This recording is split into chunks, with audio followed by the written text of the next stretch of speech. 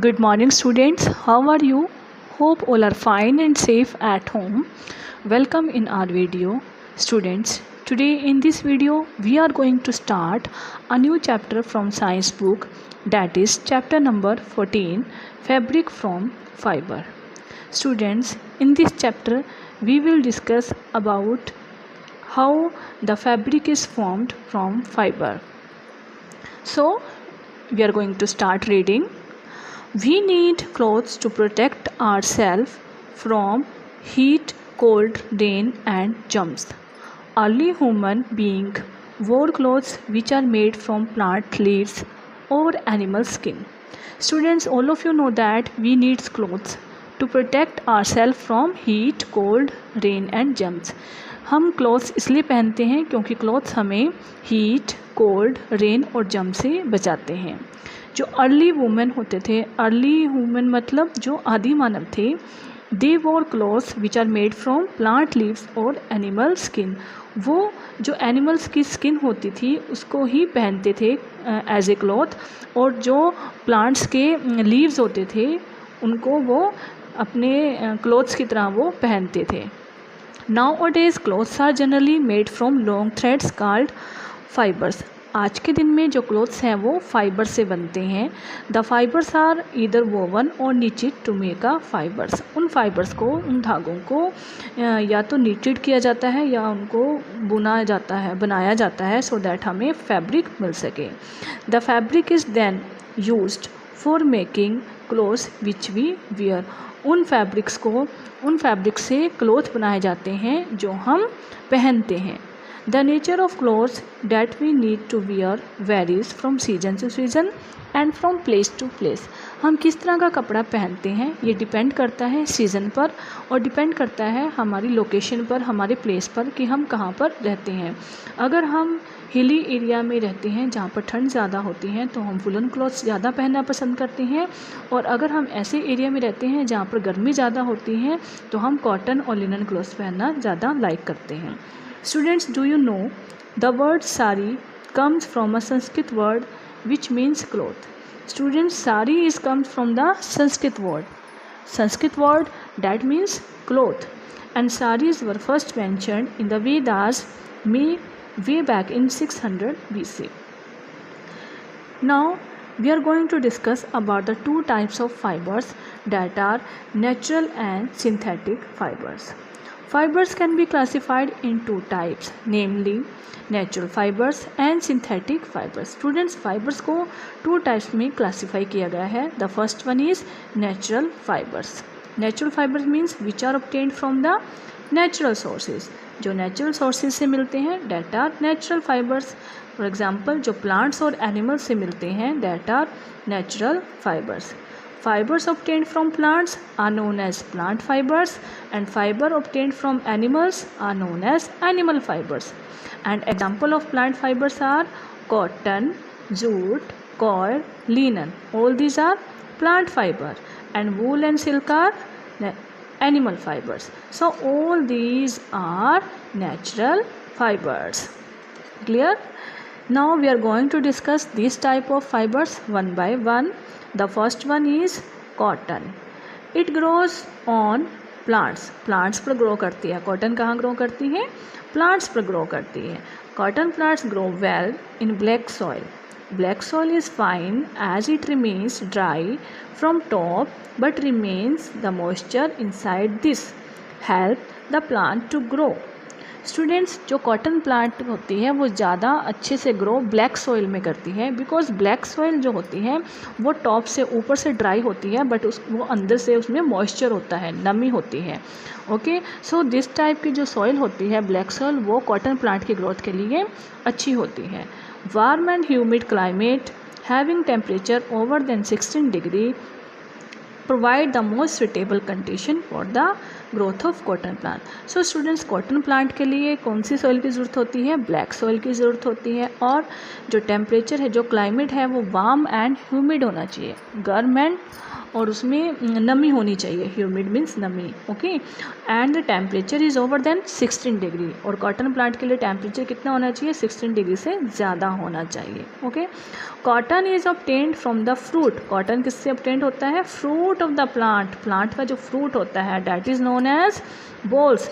जो cotton obtained होता है उसको हम क्या बोलते हैं? वो किससे मिलता है? वो फ्रूट से मिलता है, प्लांट के फ्रूट से मिलते हैं, और उसको हम बोलते हैं bolls. Students, take care about the spellings, bolls, BOLLS। So cotton is obtained from the bolls of the cotton plant. The farmers pick cotton from these balls, and this cotton has thin fibers which are separated by combing.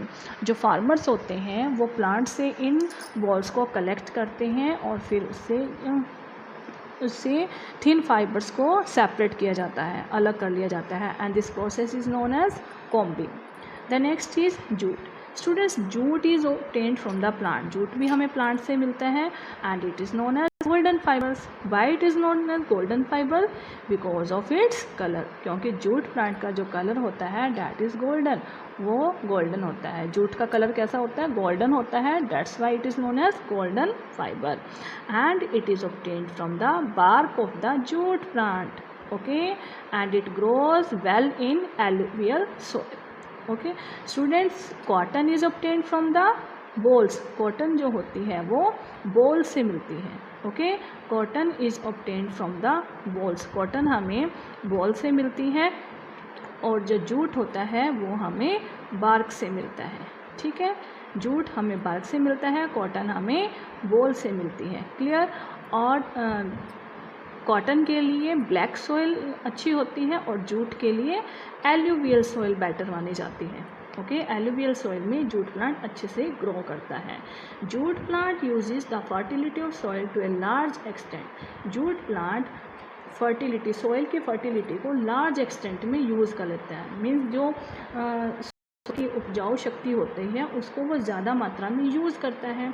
That's why fresh soil is needed every year for growing jute plant। इसलिए हमें jute plant को grow करने के लिए every year fresh soil की ज़रूरत होती है, clear. Jute is used for making ropes, Ghani bags, carpet and many other things. Jute किस लिए यूज़ किया जाता है? रोप्स बनाने में, गनी बैग्स बनाने में, कारपेट बनाने में, मैट्स बनाने में, इन सब चीज़ों को बनाने में जूट का यूज़ किया जाता है, okay. The next one is coil. Students, coir. What is coir? It is the outer covering of coconut which does not require very fertile soil for growth. Students, जो कोकोनट की outer covering होती है, जो छिलका होता है coconut का, that is known as कोयर। और इसकी ग्रोथ करने के लिए इसको ज़्यादा फर्टाइल सॉइल की ज़रूरत नहीं होती, मीन्स ज़्यादा उपजाऊ सॉइल की ज़रूरत नहीं होती। Red and yellow soil is suitable for the growing of coconut plant, okay.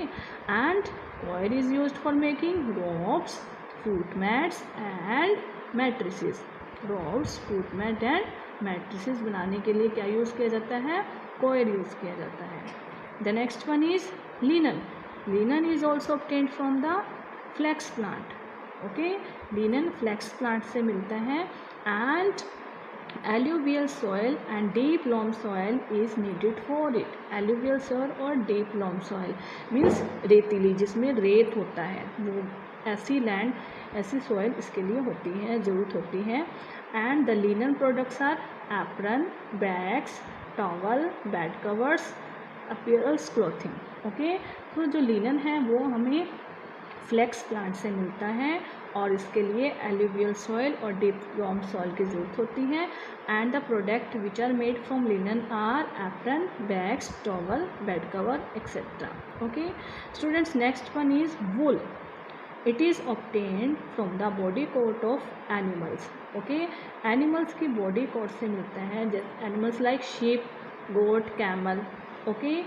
The body coat of this animals, इनकी जो बॉडी कोट होती है उसको उतार लिया जाता है, कटिंग की जाती है, and this body coat is known as fleece. Okay students, ये जो एनिमल्स होते हैं शीप, गॉट और कैमल, इनकी जो हेयरी स्किन होती है उसको हम बॉडी कोट बोलते हैं, उसको कट कर लिया जाता है, and from this body coat जो वूल होती है वो प्रिपेयर की जाती है, and this body coat is known as fleece.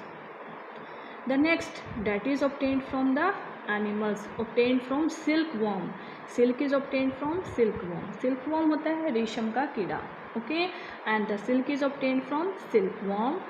These worms grow on the leaves of mulberry plant. जो silkworm होता है वो mulberry plants पर grow करता है, and you will learn more about silk and wool in your higher classes. हम ज़्यादा silk के बारे में और वूल के बारे में हायर क्लासेस में डिटेल में स्टडी करेंगे। So students, these are the different types of fibers that are obtained from plants and animals. I hope it's clear to all of you. So you have to read this topic from your science book. Tomorrow we will discuss about synthetic fiber. Till then, thank you. Have a nice day.